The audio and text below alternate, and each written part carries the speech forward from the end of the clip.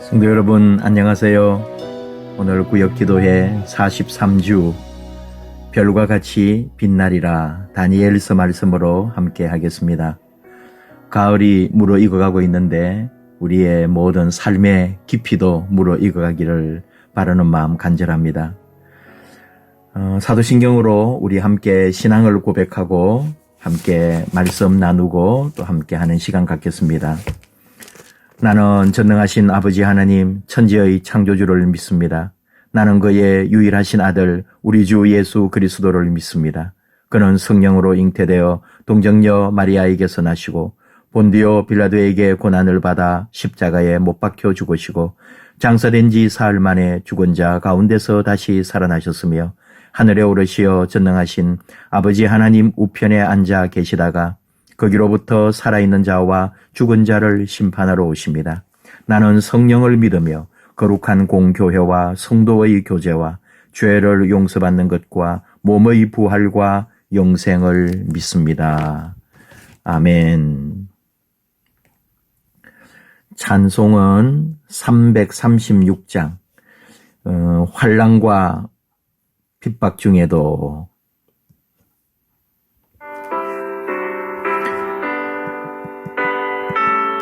우리 마칠 때 꼭 이렇게 불러주시면 좋겠습니다.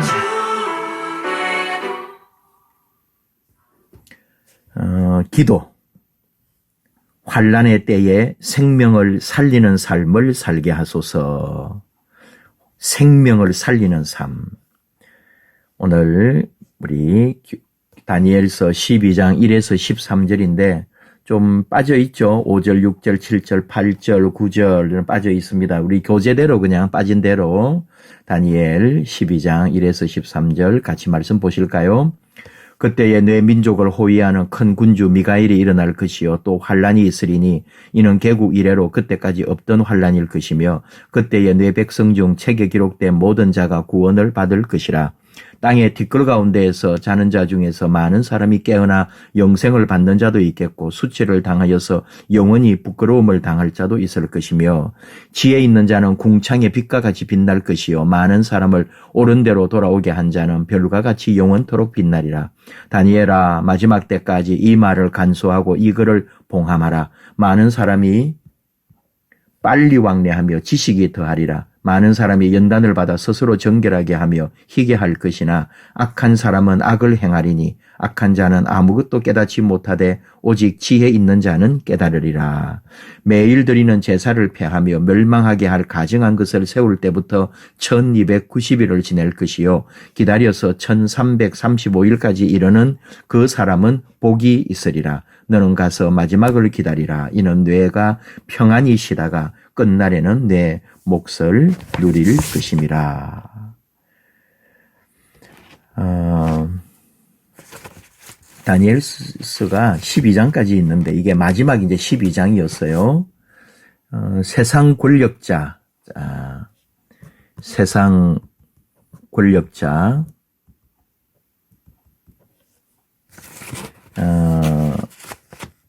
어떤 힘들게 하는 우리 그리스도인을 또는 그 당시에는 이제 유대인들, 세상 권력자의 포악이라 할까요? 그리고 하나님의 심판, 그 사이에 성도의 고난이 있다. 이 마지막 세상 권력자는 우리 신약의 개념으로 하면 적그리스도라고도 할 수 있고 근데 이때는 물론 다니엘 이후에 이 유다에 이르게 될 엄청난 재난 그런 거를 사실은 말하고 있습니다. 다니엘이 이제 예언을 미리 하고 있는 거죠. 그런 중에 하나님께서 함께 하실 거다. 한번 1절에 그때에 네 민족을 호위하는 큰 군주 미가엘이 일어날 것이요 환란이 있을겠는데 개국 이래로 없던 환란일 것이다. 근데 책에 기록된 모든 자가 구원을 받는다. 그러니까 이제 환란의 때 그날이 오면은 굉장히 힘든 날이 올 거다. 그 환란에서 구원을 받는다. 뭐 세상 권력은 강하지요. 그러나 그래서 성도들은 또 그 사이에 고난을 받지요. 그러나 결국은 우리 하나님의 구원을 받게 될 것이다. 이 13절이 세번역에서는 너 다니엘아, 너는 끝까지 신실하여라. 너는 죽겠지만 끝날에는 네가 일어나서 너에게 돌아올 보상을 받을 것이다. 이렇게 번역을 했거든요. 마지막을 기다리라. 너는 끝까지 신실하여라. 네가 평안히 쉬다가 죽겠지만 끝날에는 네 목 다 누리게 될 거다. 보상을 받을 것이다. 우리 그리스도인들에게 굳이 적용한다면 어떤 어려움이 있더라도 끝까지 견디는 자.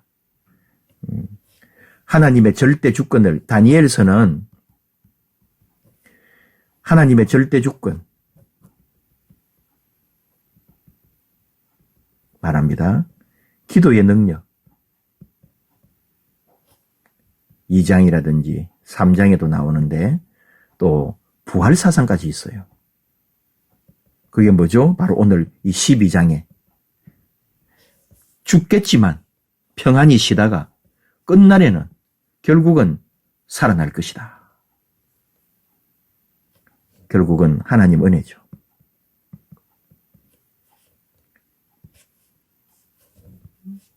하나님 은혜 아래서 모든 걸 이제 감사하게 될 것이다.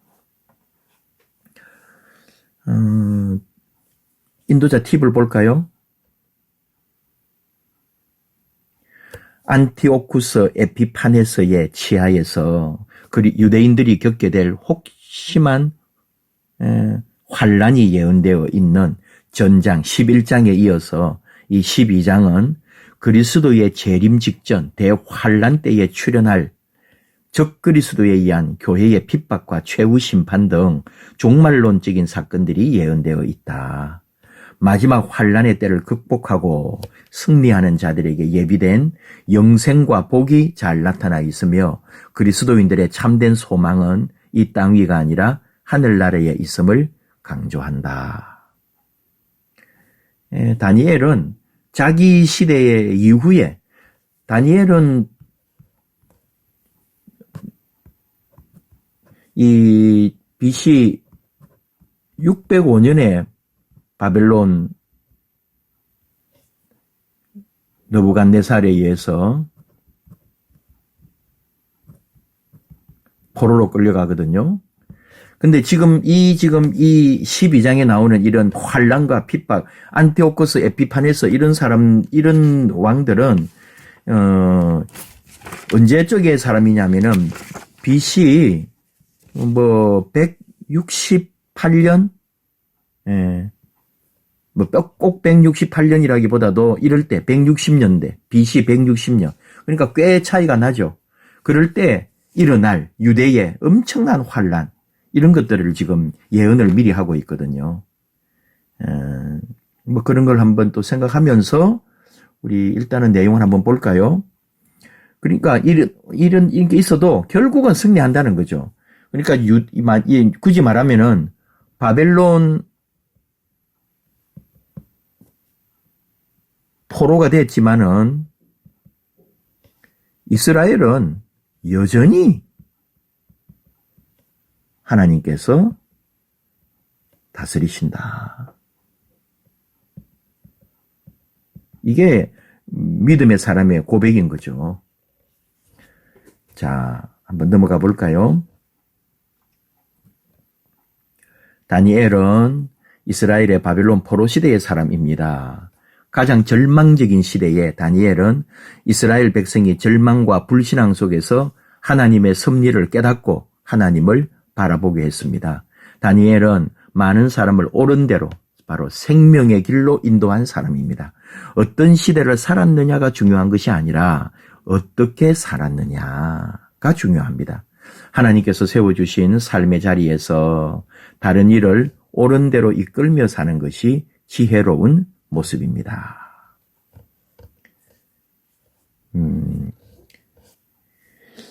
이 참 인도자 팁에 나왔지만은 이 안티오쿠스 4세 이게 셀루시드 왕조 안티오쿠스 4세 에피파네스 아주 이 그리스 시대에 굉장히 무자비했던 이런 시대에 일어났던 일들 중에 하나가 뭐가 있냐면은 그 외경 마카베오에 나오는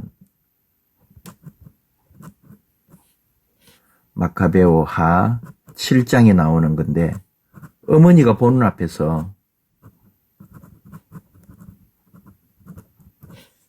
아들 7명을 고문해서 죽입니다. 이런 잔인한 시대, 그런 환란, 그런 게 있을 거다. 그런 걸 지금 다니엘이 미리 말하는 거죠.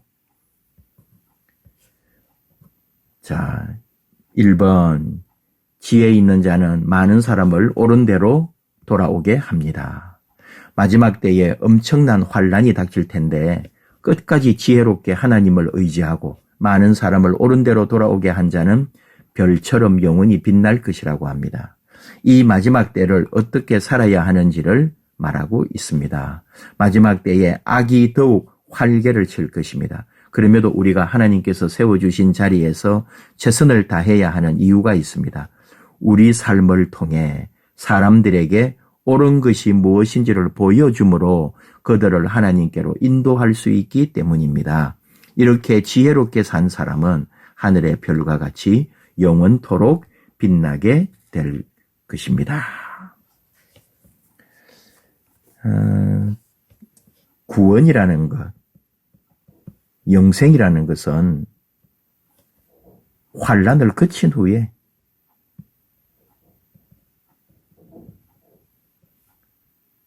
주어지는 선물이다. 그러지 않고 받으면 더 좋겠죠.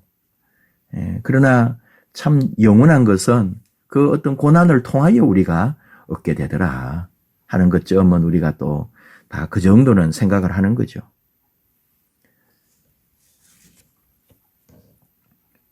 어려운 그러니까 이제 이때 그러니까 다니엘 이후잖아요. 다니엘 이후에 그 유대인들이 고난을 받을 때 다니엘서를 통해서 위로를 받는 거예요. 힘을 얻고 위로를 받고 소망을 얻는 거죠. 이 다니엘은 그 포로 시대에 포로로 끌려가서 있는 그 자리에서도 끝까지 하나님을 사모하고 부모로부터 또는 믿음의 조상으로부터 듣고 배운 대로 예루살렘 쪽을 향하여 창문을 열어놓고 하루에 3번씩 기도하면서 그 옆에 동료들이 있었잖아요. 같이 믿음으로 서 있는. 그래서 포로지에서 고난받고 힘들고 나라 잃은 서름 속에 있었지만 그 하나님을 향한 믿음과 소망을 가지고 반드시 또 고국에 돌아갈 그런 꿈을 꾸지 않았겠어요? 당장 고국은 못 가지만 앞으로 나중에 일어나게 될 엄청난 우리 민족이 당할 환란이 있지만 다니엘은 자기가 살던 그 시대에 하나님을 바라보고 의지했던 거고 어떤 상황 속에서도 끝까지 굴복하지 아니하고 그 하나님만을 바라봤던 그 믿음을 보면서 그 나중에 300년, 400년 후에 그 후손들이 다니엘서를 읽으면서 이 힘든 이 에피파네서의 이 무자비한 폭압 속에서도 그들은 믿음을 잃지 않고 다니엘서를 읽으면서 이 소망 중에 이겨내고 있는 거예요. 지혜 있는 자는 말씀을 깨달아 시대를 분별합니다. 많은 사람의 관심은 마지막 때와 관련된 구체적인 것들입니다. 그러나 그런 것들을 안다고 해서 우리의 삶이 달라질 수 있을까요? 악한 사람은 계속 악을 행하고 세상은 하나님께서 정하신 때를 향하여 달려가고 있습니다. 세상 끝날이 분명히 있을 겁니다.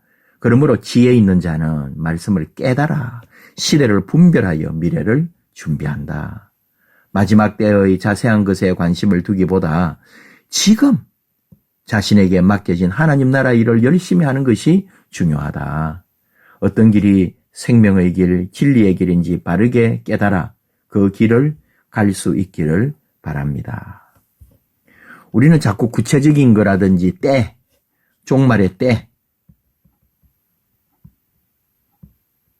그날, 시간 이런 걸 알고 싶어 하죠. 그러나 모른다 그랬잖아요. 예수님도.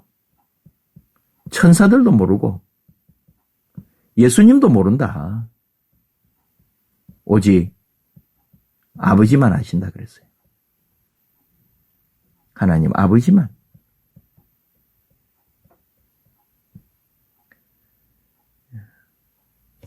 우리가 아는 것은 우리 신약 성경을 통해서도 마지막에 온 기근과 지진과 자연의 수많은 어려움들과 그리고 사람들은 또 일어나서 원수가 되어가는 나라와 나라가 전쟁하고 하는 그런 종말의 때가 올 텐데 그것도 종말이 아니고 그건 시작이다 그랬잖아요. 우리는 날짜를 아는 게 아니고 우리 소망은 하나님의 나라. 우리는 한 개 기억합니다. 그리스도인은 예수님의 재림 때까지 적 그리스도에 의해서 환난과 핍박을 받을 것이다.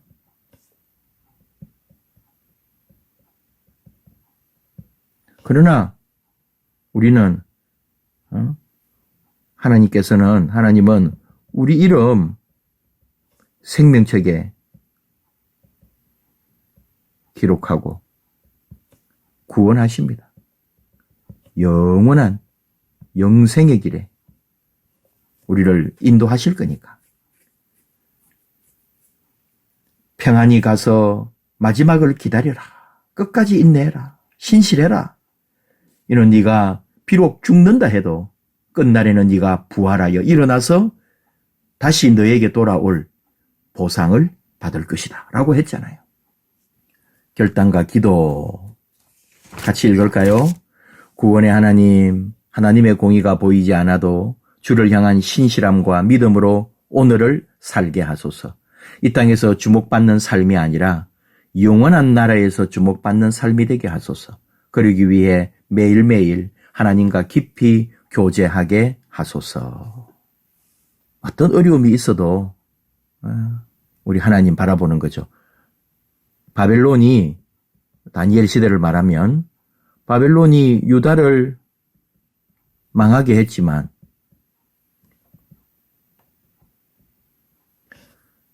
나라가 망해도 하나님이 망한 게 아니단 말이죠.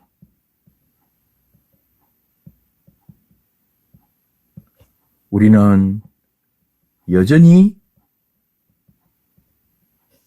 하나님의 백성이다. 그러니까 겁먹고 눌릴 필요가 없는 거예요.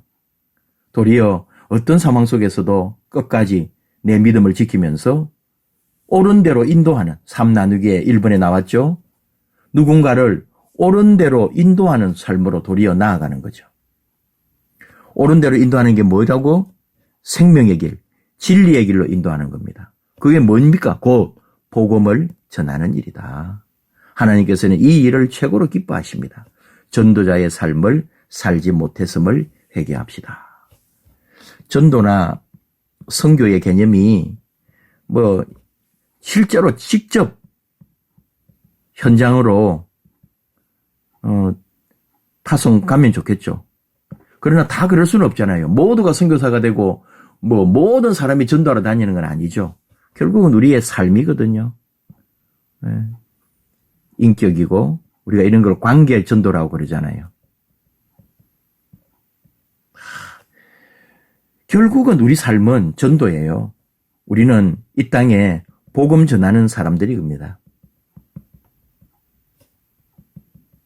다 전도인, 다. 모두 우리는 전도인이에요, 사실은. 삶으로 전도하는 거죠. 생명길로, 진리의 길로, 말씀의 길로 이끌어가는 것. 그것이 우리의 삶이니까 우리는 내가 실제로 누군가를 전도해가지고 인도까지 해가 데려올 수도 있지만 나 때문에 누군가가 하나님의 은혜를 또는 믿음의 사람의 본을 통하여 자기 인생을 돌아보거나 하나님에 대한 삶으로 돌아온다면 그게 바로 복이 되는 거죠. 2번, 세대를 분별하기 위해 어떤 지혜가 필요할까요? 여기서 말하는 세대, 시대를 말하는 거죠. 눈에 보이는 것이 전부가 아니다. 영적인 눈으로 세상을 바라보면 보이지 않는 것이 훨씬 더 큰 영향력을 발휘하고 있음을 깨닫게 됩니다. 오늘 자신의 현실이 힘들지라도 하나님께서 정하신 미래를 향하여 나아갈 때 은혜를 누릴 수 있습니다. 우리는 눈에 보이는 것만 보고 평가를 하지만은 사실은 그 속에 있는 게 중요하다는 걸 알죠. 내 자신도 남들 눈에 보이는 내 자신은 좀 부족하고 초라할 수 있지만 하나님께서 내 안에 있는 놀라운 것들을 예비하셔서 나를 하나님의 아름다운 역사를 감당하도록 만드신다 이거죠. 앞에 아까 말씀에 이제 이런 약간 계시록 같은 느낌이 있죠. 자, 매일 드리는 제사를 폐하며 멸망하게 할 가증한 것을 세울 때부터 1290일이라든지 여기 또 기다려서 또 1335일 이런 거를 막 찾아내 보고 싶은 거예요. 우리 계시록에 말한다면은 666 이런 거. 이런 게 뭘 의미하는지. 예. 그래서 많은 사람이 막 이것저것 얘기를 많이 하죠. 근데 그 시대의 역사로 말하면은 계시록의 666은 학자들은 이제 로마 시대의 네로의 포갑 정치, 그리스도인들을 핍박했던 것들을 상징한다고 이제 보기도 하고, 여기 1290 이게 이제 결국은 에피파네스라고 하는 그 포갑 정치를 했던 사람, 그 왕의 통치 기간, 에피파네스의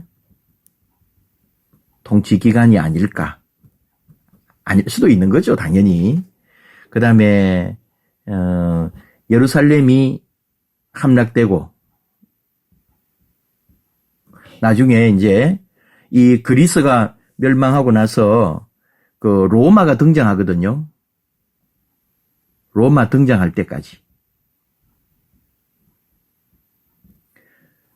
이 이제 역사들은 좀 거기 지중해 또 이스라엘이나 그리스나 로마나 그쪽 역사들에 대한 것들을 우리가 좀 더 알면 좋은데 다 설명할 수는 없네요. 그 다음에는 결국은 하나의 상징이다. 설명을 한다면은 하나님의 심판이 도래하기 전 적그리스도 활동 기간 이런 고난이 있을 것이다. 그걸 우리가 기억하라 이거죠. 이 고난에 우리가 끝까지 믿음으로 신실하게 하나님을 기다릴 때, 바라볼 때 하나님은 결국 우리에게 영원한 은혜로 함께 하실 거다. 그런 말씀입니다. 치유의 삶으로 같이 읽을까요? 영원한 하나님 나라에서 주목받는 삶이 되기를 소망하길 바랍니다. 마지막 때가 언제인지 우리는 알지 못하지만 그때까지 믿음을 지켜야 합니다. 그리고 하루하루를 생명을 위한 일에 힘쓰므로 별처럼 영원토록 빛나는 자들이 되십시오. 주목받는 삶이면 좋겠죠. 근데 저는 주목받지 않아도 좋다고 생각해요. 예. 하나님 나라에서 좀 주목받지 못하더라도 하나님 나라에 있다는 것만으로도 얼마나 좋아요. 그런데 주목까지 받는다면 더 귀하겠죠. 하나님 나라에서 살 수 있는 삶이 되기를 소망하면서 그 마지막 때에 너무 관심 가지지 말고 지금 나는 믿음을 지키고 생명을 위한 일에 힘쓰므로써 빛나는 별이 된다. 하나님께서 그 사람을 기억하신다. 그런 말씀이었습니다. 아침 저녁으로는 많이 쌀쌀하기도 하고 낮에도 이제는 완연한 가을이 왔는데요. 우리 성도님들의 모든 삶이나 또는 하고 있는 모든 일들 속에서도 하나님 주시는 큰 은혜, 또 아름다운 가을의 열매들, 영적 열매들이 많이 있는 복된 시간들이 되기를 축복합니다. 기도하겠습니다. 아버지 하나님 감사합니다. 이렇게 구역 기도회 저희들 다니엘서를 통해 주시는 말씀을 듣습니다. 다니엘아, 너는 끝까지 신실하여라. 너는 죽겠지만 끝날에는 네가 일어나서 너에게 돌아올 보상을 받을 것이라고 말씀하신 하나님. 오늘 우리에게도 그 은혜를 주소서. 힘들고 어려운 거 하나하나 이겨나가고 어떤 상황에서도 믿음 잃지 아니하고 하나님만 바라보고 나아가오니 우리 하나님, 우리 가운데 하늘의 큰 은혜와 역사로 함께하여 주시옵소서. 가정을, 일터를, 우리 교회를, 이 나라와 민족을, 온 세계 열방을 우리 하나님께서 섭리하시고 지키시고 돌봐 주옵소서. 예수님 이름으로 기도하옵나이다. 아멘.